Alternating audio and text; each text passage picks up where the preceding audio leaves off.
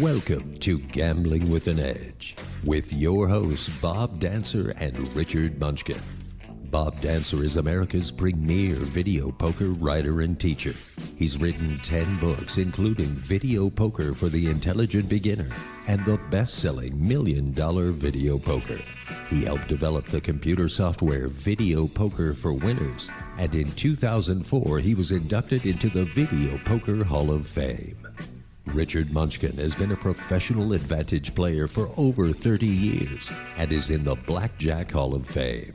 His book, Gambling Wizards, Conversations with the World's Greatest Gamblers, is a testament to the many ways you can succeed at gambling. The goal of the show is that you'll be a more knowledgeable gambler tomorrow than you were yesterday. And now, here are Bob and Richard. Good evening. Welcome to Gambling with an Edge. My name is Bob Dancer. And I'm Richard Munchkin. Today we have two separate guests, gaming publisher Jeffrey Compton and attorney Professor I. Nelson Rose. We'll be speaking briefly to Jeffrey at the outset of the show, and then at length with Professor Rose not so long in the future.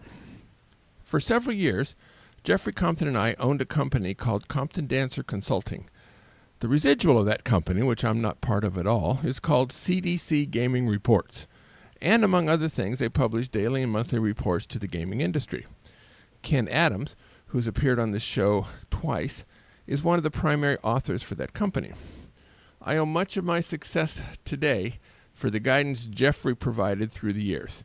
Jeffrey Compton, welcome to Gambling with an Edge. Jeffrey, are you there? All right, we seem to have lost Jeffrey. That is no good. That is no good. That is no good. He was. All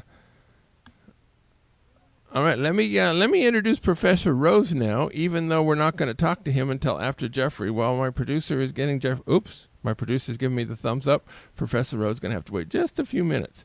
Jeffrey, are you there? Yes. Welcome to I just gave a glowing report. You'll have to listen to the podcast to hear what it is. But welcome to Gambling with an Edge. Thank you. There was an election 2 days ago in Massachusetts concerning allowing the Hard Rock Casino to build and run a casino there. The Hard Rock lost. Yes. You, Jeffrey, wrote an editorial today about why this happened. Tell us about this. Well, they lost in, let's clarify, it wasn't a statewide race. It was when casinos or casino expansion was approved a year or so ago across the state in a statewide referendum. But in the bill that approved it, each individual town that has a casino has to have a referendum among the residents to further their approval. So there are right now, there's only going to be 4 casinos, not including slot parlors and racetracks. And there's about 6 or 8 projects. I'd have to count them. And this project was a project, for example, by the MGM, was already approved in Springfield. This is a project in West Springfield, which is to the west which is very key. It's across the river, I can't remember which river, but it's across the river, and it's a more affluent part of town. And they went to vote on a Hard Rock project, and they voted it down. The reason I've said they voted it down is that area is much closer to. There are 2 large arts areas in Massachusetts. One is in Boston, and one is in the Berkshires.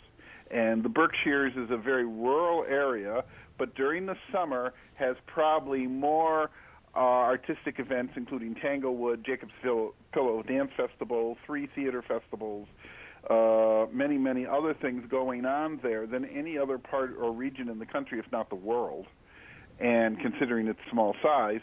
And I thought that many of the residents might have voted no because they're concerned about the effects a casino would have on that artistic setup in the Berkshires. Why would a casino affect the Berkshires?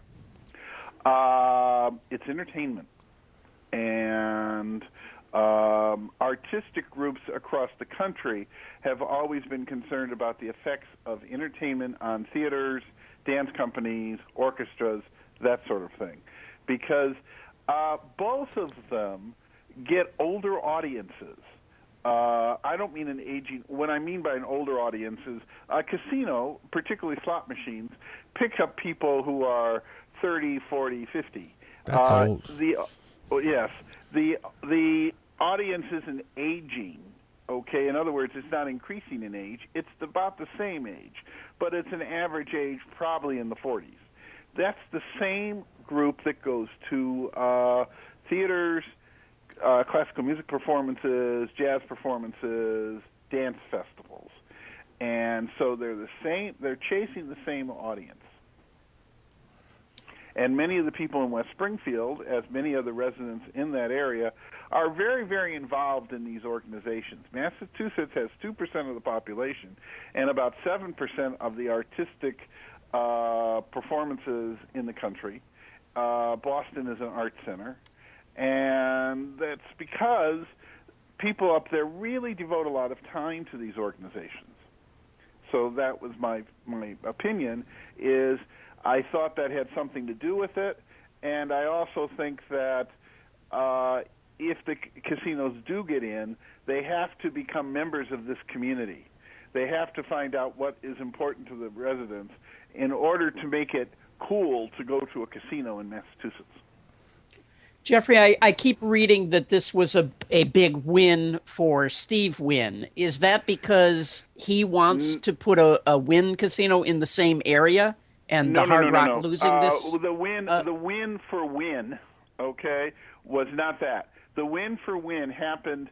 Wynn wants to put in a casino in Everett, Massachusetts, which is north of Boston, okay, which is on Springfield in the middle to western part of the state. Of course, Boston is the extreme east of the state. He wants to put his casino in Everett, which is a suburb that is just north of Boston. Originally, there was talk that all of Boston would have to vote to approve this casino. And now it's been decided that all of Boston doesn't have to vote. Possibly sections of East Boston will have to vote. And, of course, Everett will have to vote. But not all of Boston will have to vote. That's considered a win for Wynn because let's take the West Spring. We just lost him. All right. We seem to have lost Jeffrey. I'm not sure what happened.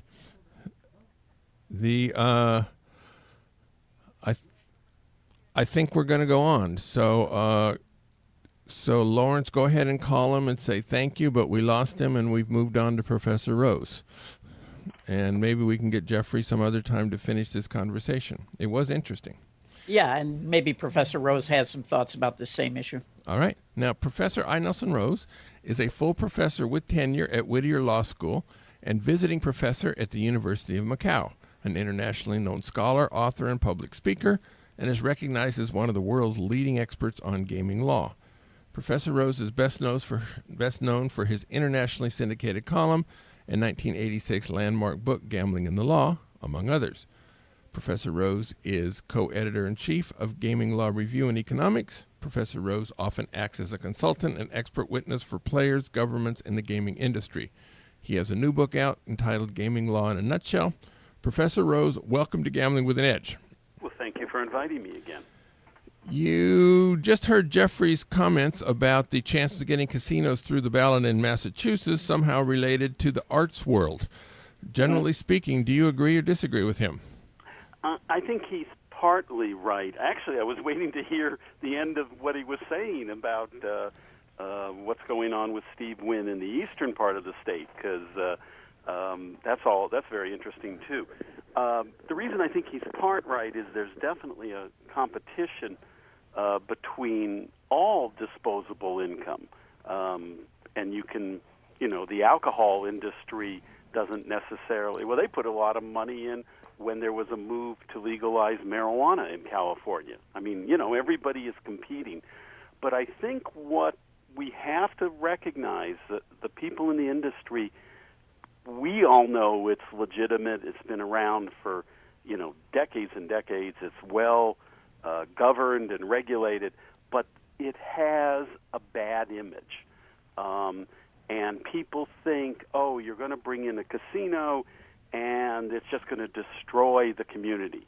And if you're dealing with an area where they're bringing in plays and very high-level cultural activities, they're probably some of the worst in terms of thinking, oh, this will bring us down. We don't want to look like we're slumming it. Give you another example.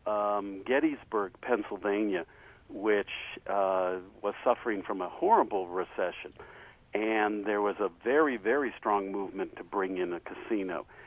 And the reaction from the people there was, bring it in, we need it. But the reaction from people nearby and across the country was, you can't put a casino near Gettysburg, the Gettysburg battlefield, because it's sacred ground. And the fact that it would have been in the city and not on the battleground didn't mean anything. It's like, okay, we have to keep remembering that gambling is considered a morally suspect industry. Well, they have them in Vicksburg, which has a pretty sacred battleground there, and that's in the Bible Belt, where you would think they would consider it more sacred. Well, look at what happened to Mississippi when they legalized casinos. They had to be floating on water, and I remember taking my young daughter down there and bringing her around so she could see that it's a building that's half on water, half on land, and only the part that was on water could you have slot machines and table games. And she asked me quite reasonably, which is, why do they do that? And I said, well, Smart that's a daughter. really good question. After Katrina, and you don't want to put waters in, Hurricane Alley in the Gulf of Mexico, all the barges were lifted up and destroyed. So now Mississippi is going to bring back the casinos, and the casino company said they want to be a mile inland so it doesn't happen again. And the legislature says, how about 100 feet? And the casinos say, well, how about half a mile? And the legislature says, how about 200 feet? I mean, that's the kind of craziness. One side seems to be given a whole lot more than the other. We're right, but also, why? Who cares if it's 200 feet or 20 miles? It's in the state, but the idea is, well, we don't really want it in the state. We want to put it in the middle of a desert or up on a mountaintop. Or my favorite is, put it on a riverboat and surround it by holy water so it'll be sanitized. Oh, that's a good one. Well, Iowa kind of went through this where, they started out, their boats had to be on the river, and they eventually moved them inland. And just recently I read that Illinois wants to be able to keep their casinos open 24 hours. And yeah. I didn't realize that they were still closing. And my reaction was sort of how quaint, that some of these rules still exist. I didn't even realize that they were still doing that in Illinois. Oh, yeah. I do a lot of public speaking, and so I keep track of all these, the craziness, the idea that the casino can only be 200 feet inland. In Iowa, they had to cruise. Well, in winter, the rivers freeze. So they had to close the door and have a phantom cruise and nobody was allowed in or out. They're docked, right? Finally, somebody got sick and had to get rushed to a hospital, and they said, no, you can't. We're cruising. And I think it was the casino manager said, no, we're not. Open the door, take him to the hospital. And then they realized, gee, maybe we don't need to have these silly cruises. But, yeah, it happens. There's so many examples that 24-hour a day, the casinos in Atlantic City were not allowed to be open 24 hours a day. And it wasn't just the casinos. The regulators lobbied to get that changed, because what happened is, although I guess it's designed so there's a cooling off period, but the reality was 4 o'clock in the morning, a whole lot of really tired, somewhat drunk people were all thrown out onto the streets and onto the roads, and they were getting killed. And the casino said, we don't make money from 4 o'clock to 6 o'clock in the morning, but we'd like our customers to stay alive, thank you. And the regulators said, yes, we would like the casinos to stay open, but it was done through the legislature, and it took 10 years to lobby the legislature to let the casinos in New Jersey stay open 24 hours a day.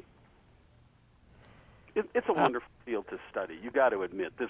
Imagine if there was a rule that said, "I'm sorry, restaurants can't be open 24 hours a day." Well, in most states, they're not. I guess. Well, liquor. When I went to law school, I went to Harvard Law School, and Massachusetts had the blue laws, and you couldn't work on Sunday. You couldn't buy alcoholic beverages. You couldn't even buy food. And then they realized, the phone company stays open, so they said, all right, we'll make an exception for the phone company. Well, how about people who really need food? Well, we'll make an exception for little stores. And the exceptions eventually ate up the rule. But sure, I mean, we all come from the Puritan background, and many of those laws are still on the books. Last time you were on the air, we talked and we said that internet on the air on our show. I know you're a lot of air on a lot of shows, but the internet gaming was about to explode. That was before it was legal at all in Nevada. Right. Where are we now? Where are we going? Well, it's exploding. It's not exploding on the federal level, and it's not going to. There's no chance that Congress doesn't pass any laws at all. So the idea that they would either legalize or prohibit internet gambling when they can't even figure out how to do a budget, that's not going to happen. It's a state, it's a state issue anyway. Even if there was an act of Congress would not demand that Utah and Nevada have the same public policy toward gambling. So it's always been a state issue. It's still a state issue. The states received a tremendous present a couple of Christmases ago from the Obama administration, which officially announced the Department of Justice said, look, if it's legal in the state and it's not sports betting, you can do whatever you want.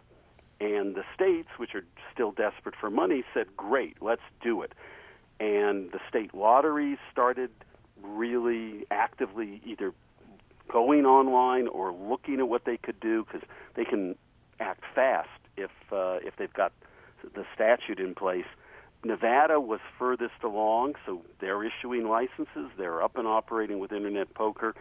There's a race going on right now between New Jersey and Delaware. Which one is going to have internet casinos first? They probably will both have them before the end of this year. And once they're successful, they start bringing in money, they bring in tax money, and they keep out kids and hacking. There's a dozen other states that are going to jump on. When you say they'll have internet casinos, do you think they will have full casino gambling? You'll be able to play blackjack and et cetera? Not online? always. No, I think it's going to split between poker only and casinos, and the casino is going to be probably blackjack, but more importantly, games that are like slot machines. And the state lotteries are going to be going with faster and faster and more interesting games that are going to be competing also. But it's all politics. So in Nevada, even though the statute allows full casinos, the regulations are only for poker. And I think it's because the casinos were worried that people wouldn't go to the casino and they wouldn't spend money on shows and food and, of course, casino table games and slot machines. So they're doing only poker. New Jersey and Delaware are doing full casinos. When California legalizes, it'll be only poker. How far do you think that is? How far away are we in California, do you think? Well, it should have happened 3 years ago. And then it should have happened 2 years ago and last year and this year. The problem in California, as in so many other states, is purely political. there's so much gambling in this country that it's no big deal to legalize one more form, to legalize internet poker. But there's so much gambling in this country that every state has powerful, entrenched local operators who say, hey, internet poker is great as long as we're the ones who get to run it. But the legislature and the governor are legalizing to bring in money, not to protect local industry. So somebody like Caesars Entertainment, which used to be Harrah's, IGT, BWin, Party Poker, the state lawmakers need that kind of money. They need somebody who can give them $100 or $200 million. The local card clubs and tribal casinos can't give that kind of money, but they've got the political power to say, we want a license. In fact, we want nobody else to have licenses. So they've got to work it out, and they will. It's a replay of what happened when casinos opened in, say, Illinois, where the racing industry said, hey, this is going to hurt us. And they were right. It is going to hurt them. So the law says, okay, some of the casino money has to go to the racetracks. So when they finally work out the political compromise in California, some of the money will go to tribes, maybe even tribes that aren't operating gaming, to kind of encourage them to not getting into the business. Currently, everything in Nevada, it's intrastate, meaning you have to be within the borders and certain other rules. Now, very recently, maybe yesterday, at the Nevada Gaming Control Board, had a ruling tentatively approving intrastate jackpots, something with IGT and Bally's, maybe. Interstate, you mean? Interstate, yes. Right. And so like Megabucks or something online across several states. Right. Do you see this going forward and happening regularly, and then? Oh, sure. Yeah, I mean, it's already happened. The tribes have been linked for many years. There's their Mega Bingo, which is, a $1 million bingo game, is played on 100 bingo halls, mostly reservations, but also in places like Alabama, all at the same time. So, and of course, we have interstate horse racing, interstate dog racing bets, even international horse racing, in fact. The legal issue is the only prohibitions that exist in federal law are with, there's a little bit on lotteries, but obviously those are easy to get around. We have multi-state lotteries. There's prohibitions on sports betting, and those you can't get around, really. But everything else is allowed as long as it's legal on both ends. So one of the things Nevada had to do is pass a statute earlier this year clarifying that, they could do interstate because their state law didn't allow it. Well, now it does. So it's got to be legal on both ends. And there is an obscure provision of the U.S. Constitution it's called the compact provision that says states cannot enter into agreements or compacts with other states or nations. Well, yes, they can. I mean, Nevada and California have a compact for Lake Tahoe, for example, for the development up there. The law has been interpreted as being, as long as it doesn't infringe on federal power, or if it does, get it approved by Congress. And by the way, the interesting thing is you don't even need an agreement. Like, let's say it's legal in England, as it was, to make a bet. Nevada could be taking bets from people in England, and they wouldn't be violating any federal law. They wouldn't be violating Nevada or English law, and they wouldn't be violating any other law, any state law or constitutional law. So it's better to have an agreement because you can work out things like the tax rate and sharing. And there are some issues. Okay, we're going to have very soon Nevada, Delaware, and New Jersey. They can all pool their players for poker, but not everybody is licensed in each state. You've got the biggest operators, MGM, Harrah's, Wynn, Las Vegas Sands, are not licensed in all 3 states. So they've got to work out how are they going to do that. Of course, the easiest way is to simply say, okay, if you're licensed in one of the other states, then it's okay to take bets from our state, but we get to keep the tax revenue, or something like that. But they got to work all that out. All right, when you were on last time, you thought that Iowa was one of the front runners, that they would be, one of the first. What's happened with them? They seem to have fallen off the map. Well, I still think they will be. The problem with Iowa is that their legislature meets for only 100 days at the beginning of the year. And so by April, it's over, and they can't pass any more laws. They've already done a study. They've already had a bill that passed one of the houses to legalize internet poker.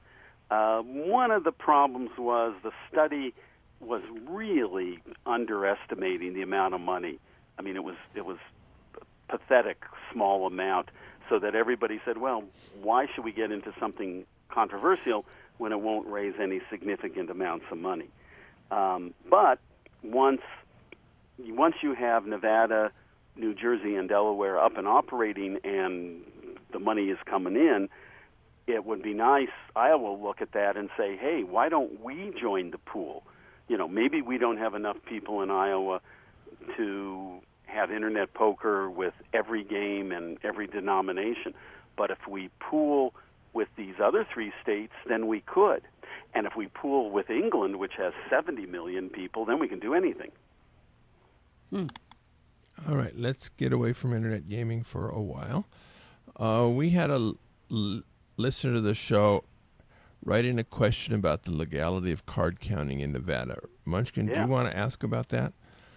Do you have well, he was just looking for the case law, and I guess not finding it, and so we sent you a copy of his email, right? And you could answer that for him. Your dog wants to answer it. I think. Yeah, I got to close my dogs are getting very excited. I guess they're advantage players themselves. Hey, think about it. They figured out a way to lie around the house all day and get fed.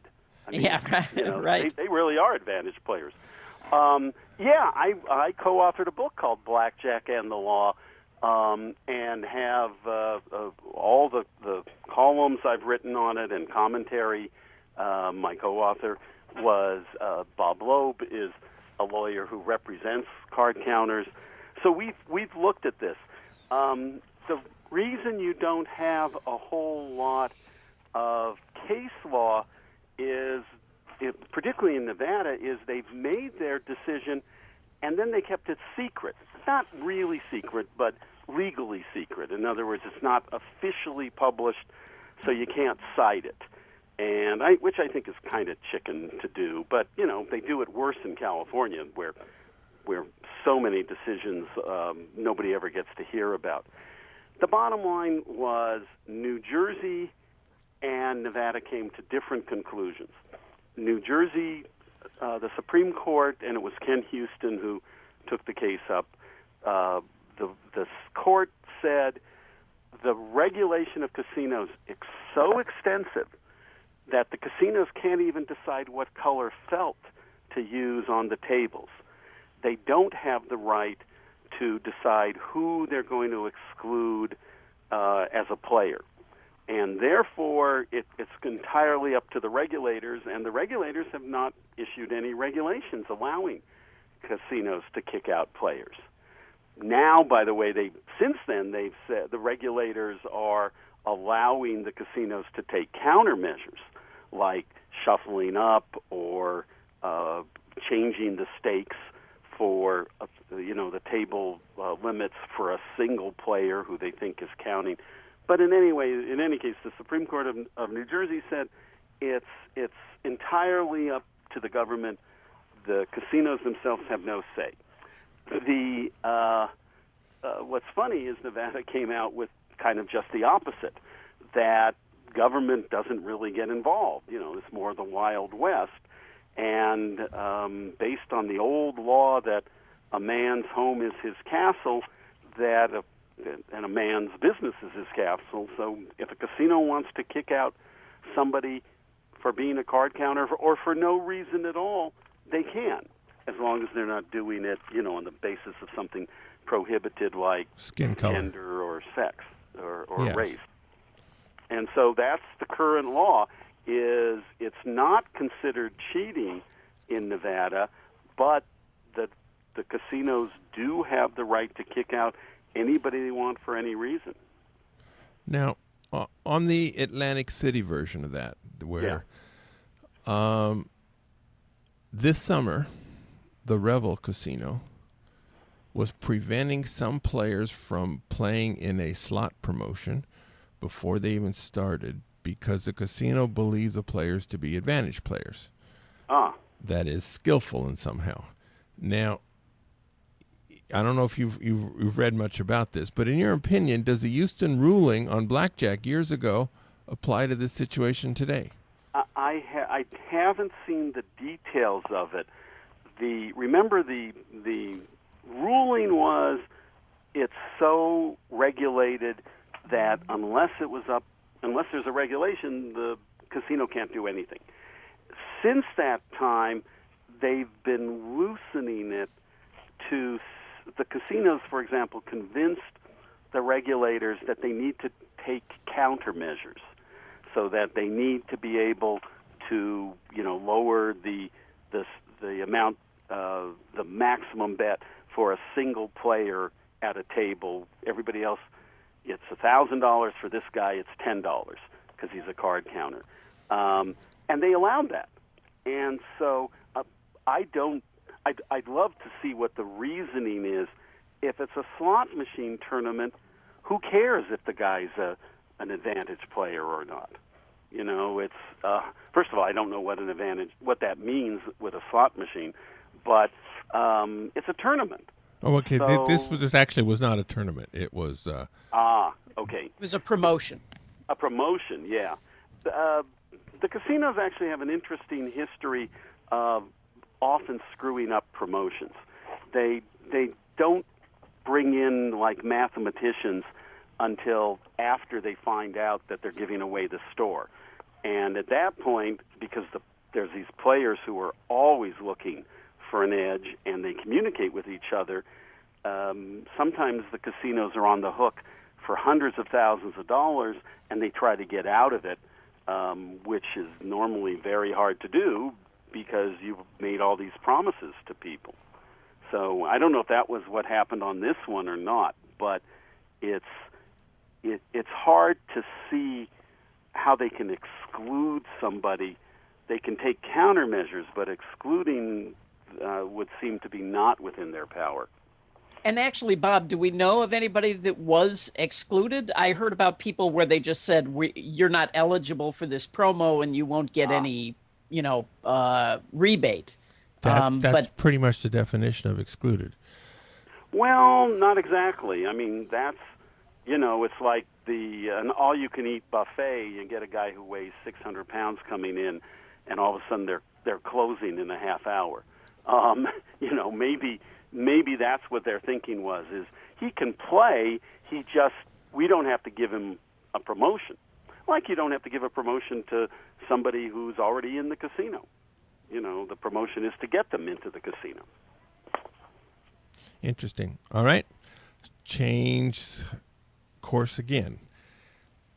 Players have had a very hard time suing Indian casinos. Oh, yeah. Do you see that changing? Absolutely not. Well, I shouldn't say that. It is possible. The reason that the tribes have casinos is the same reason why you can't sue them. They are sovereign governments. They're like states. You can't sue a state. You can't sue the United States without its permission. A lot of times they do permit. Like there's a federal Tort Claim Act that says if a post office employee hits you with a car, you can sue. Okay, but other times, you can't. the tribes, for the most part, have not waived their sovereign immunity. They can't be sued, and unless they waive it, they can't be sued. Now, having said that, there's a couple of, it's not as bad as it sounds, because normally the state will require that the tribe have insurance, for example, so that if somebody is injured, even though you can't sue them, they've got insurance that covers the injury.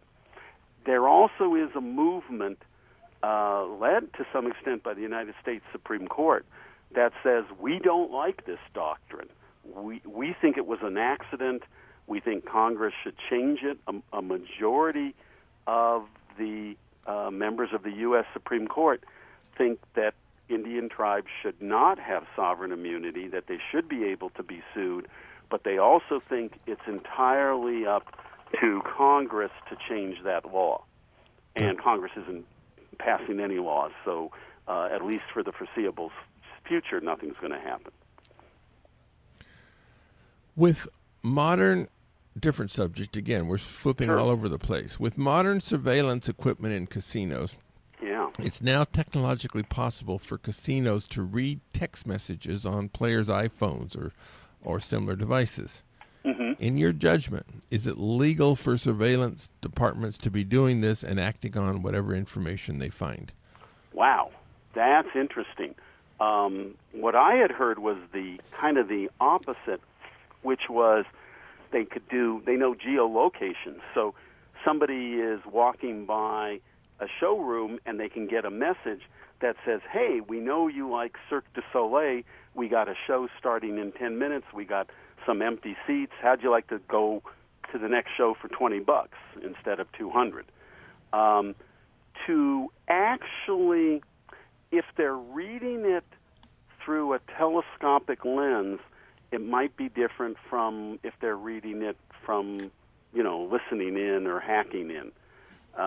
But in all cases, because it's well known that there are cameras all over the casino. Correct. People don't realize how fantastically powerful they are. By the way, the security people tell me that some of the most interesting tapes they view are what happens in elevators, because people don't realize there's security cameras in elevators, and they do all sorts of strange things. And 10 years ago... Do we want to have questions about this one, Munchkin? 10 years ago... no comment. Yeah, really. I was in one of the security rooms actually it was a card club in California, and they showed me how they can read the menu. They can read what notes people are writing each other in the coffee shop. Yes, they can. And that was with the technology that existed back then. So it may be a difference if they're seeing it as opposed to if they're electronically intercepting it. Okay. Does that make it better or worse? If they're seeing it, you could make the argument that, hey, people ought to know there's cameras. There's cameras everywhere. But there's no expectation that when you walk into a casino, the casino is going to be able to read your text messages electronically. That, I think, they would find themselves with massive lawsuits. Well, I agree, and currently I don't think they have the technology to do it, but their cameras can read them. Right, but the cameras could read them. They could 10 years ago they could actually read them. No, they couldn't, because there were no iPhones 10 years ago. You're right. They could read the numbers on the pagers. Remember pagers? Uh-huh. All right. So we got 5 minutes, and so I first want to ask a question that should go at the end, but I'm doing now, and then however much time we have left, we'll give another question. One, if one of our listeners wished to get in touch with you, how would they do that? Well, my website, gamblingandthelaw.com, all 4 words spelled out in full, gamblingandthelaw.com.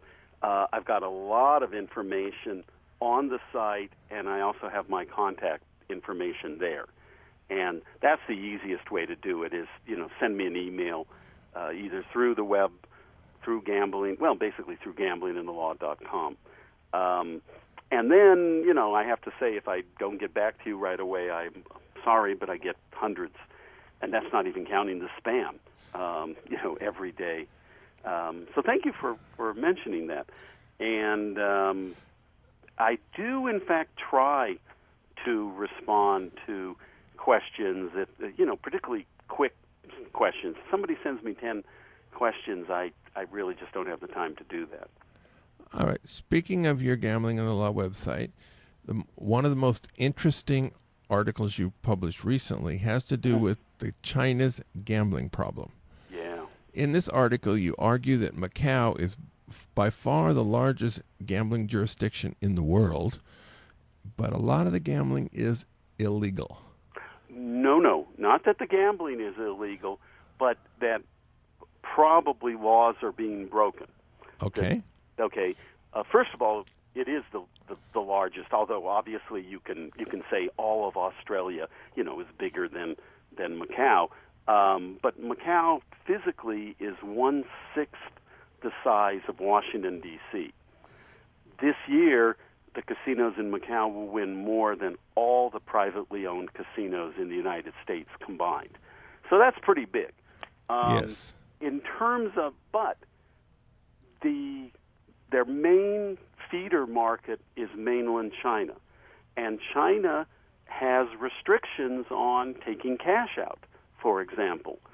So how do these people get the cash out? How can they be betting literally billions of dollars in cash when the law says they can't take the cash out? And how gambling debts are not collectible in mainland China. So how do the lenders collect the money? And unfortunately, we know there's been stories of violence and threats of violence, not by the casinos, but by people who are, lending money for other people to gamble. So we can all imagine Chinese gangsters collecting money. So that part, how would people? We got about 3 minutes. So if they were, do they smuggle money into Macau to gamble with? What are some of the ways they'd use to do this? And I think I posted the article.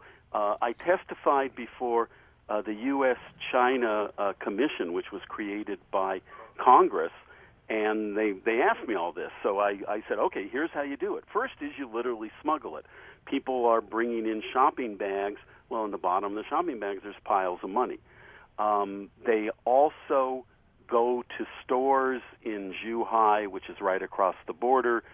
They simply make a deal, and the store owner then calls somebody in Macau or Hong Kong and says, hey, this guy's showing up, give him a couple $100,000 cash.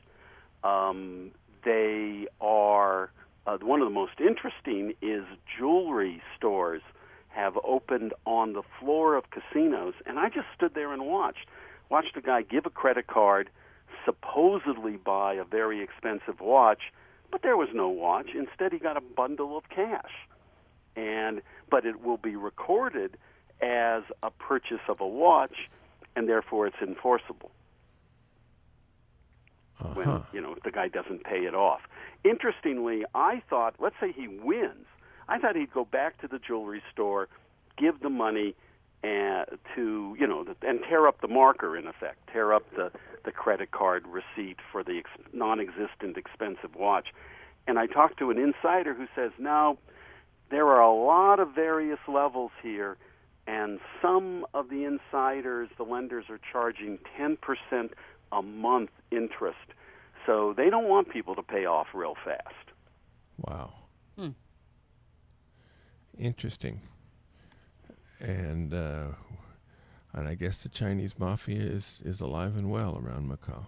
Yeah, the influence of the triads, the mob, the Chinese mob, is one of the big dangers for, like, the U.S. licensed operators who are in Macau. I think that they've been pretty careful at staying away from the real bad guys, because they know if they lose their license, or if they get tied in with organized crime in China, they'll lose their licenses everywhere in the world. And so I think they're trying to be careful. But it's an enormous amount of money that's coming in, and the casinos, even the U.S.-owned casinos, are working with these junket operators so that they can say, well, we don't know who these customers are. We don't know if they're, for example, Chinese government officials who aren't even allowed to be in Macau, or where they're getting their money. All we know is guy comes in with a whole lot of money. Somebody lent him, and he can play. He's playing. It's fine with us. As always, Professor Rose, it was a fascinating interview. Thank you very much. It's always informative. And go feed your dogs. I will feed the dogs, and then I will listen again to find out what's going on in eastern Massachusetts. Oh, I'm glad you mentioned that. The website cdcgamingreports.com, that CDC is in gamingreports.com, has a lot of news. And in the Ken's commentary section, anyone can read the editorials. And the one today is by Jeffrey Compton. It talks about that. So Jeffrey got cut off and didn't get a chance to finish his discussion. But when I read that editorial this morning, it was very fascinating. And I'm sure some of our listeners would enjoy it as well. Thank you again, Professor Rose. Thank you. Thanks for having me. Munchkin, we learned a lot tonight. Yeah. All over the world. Yeah. Now, if we have time at the end, I got a Macau question to ask you, Munch. So, yes. So I'm going to hurry ahead with this. So, good. So the South Point has more than 10,000 games, returning more than 99%. That's more than anyone else. In September, there will be swipe and win events Monday, Tuesday, Wednesday.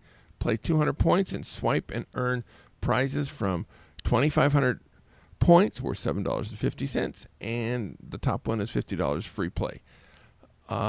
You also have 2x multipliers. I've gotten 2 of them. Bonnie, who basically doesn't even get the lowest mailer, has gotten 1 of the 2x. Now, it was worthless to her. But for those of big players, 2x multipliers are a good deal there. So swipe early in the day, because when you get it, they expire at midnight. The free video poker classes will continue this Tuesday at noon in the showroom. At noon, we'll be beginning 9-7 double bonus, and at 2 p.m., it'll be 9-6 double bonus. Both of these games return right around 99%, but the strategies for these games is almost identical to the 100% version that may be found occasionally elsewhere. Plus, the games later in the semester, namely Quick Quads and Ultimate X, will be easier if you have a basic understanding of these games. In addition, double bonus returns more for both straights and flushes than other games do, and so it's instructive to see how those changes in the pay schedule affect the strategy. At the Palms, every Friday and Saturday in September, they have 102,000 Great Gridiron giveaway. 8 o'clock. The 5 winners. First place gets to throw a football, hopefully through a 16-inch hole. You may choose from 10 feet away, 15 feet away, or 20 feet away, where the prizes for success is $3,500, $5,000, or $8,000 respectively. If you miss from any of them, it's $2,500. Persons 2 to 5 will be your cheering section and your coaches, and they get 15% of whatever the first place guy wins. So it's pretty smart to be the first place guy. The PEWs, Monday, Wednesday, Friday, ends tomorrow for the first half of the month, and it's cookingware primarily. Now, starting the second half of the month on Monday will be pack your bags. Also on Tuesdays and Thursdays, you may earn Rebel gas cards. It takes $45,000 coin in video poker to earn $100 in gas cards, making a rate of 0.225%, which is slightly less than double points. But you keep your points. You may earn up to $175 gas cards each of the days, and if you have extra points on Tuesday, you may use them on Thursday of that week. At videopoker.com, they're going to have a meet and greet September 22nd at Planet Hollywood. So that's a week and a half from now. You can get information at videopoker.com/event.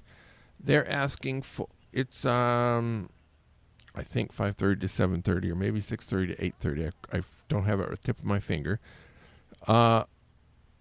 It's a lot of food, open bar, and they ask for $20 up front to reserve your place. You get $10 back in a free play voucher at Planet Hollywood. I will be there. All right, next week we have a guest called Mark Dace. Munch, why don't you tell us who Mark is?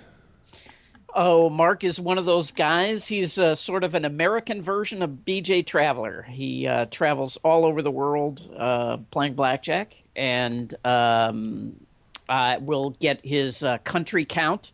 I know he's over 60. I don't know how many countries he's been to now, but he should have. He was on the show way back at the very beginning when you first started the show, before I was here.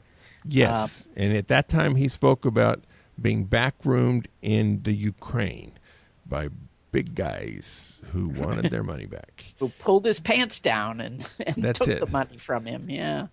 So, yeah, he always has some great stories, so we'll be talking to him next week. All right.